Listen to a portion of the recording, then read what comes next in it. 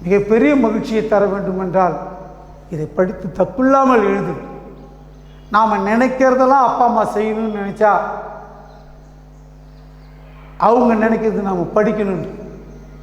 அதை நாம் செய்யாமல் நீ மட்டும் செஞ்சினாரு அப்படின்றது எப்படி கரெக்டு? சரியா? இல்லை. ஒரு ஆசிரியர் பையனுக்கு மரியாதை கொடுக்கணுமா? அவசியம் இல்லைன்னு நீ சொல்கிற, ஆனால் அவசியம். நல்லா படிக்கிற மாணவர்களை ஆசிரியர் மரியாதை கொடுப்பாரு, அளவு இல்லாமல் விரும்புவார். ஓகேவா? அப்போ உனக்கு மரியாதை வேணும் இல்லை? நல்லா படி. வாழ்த்துகிறேன். வள்ளுவன் குரல் போல வாழ்க பல்லாண்டு.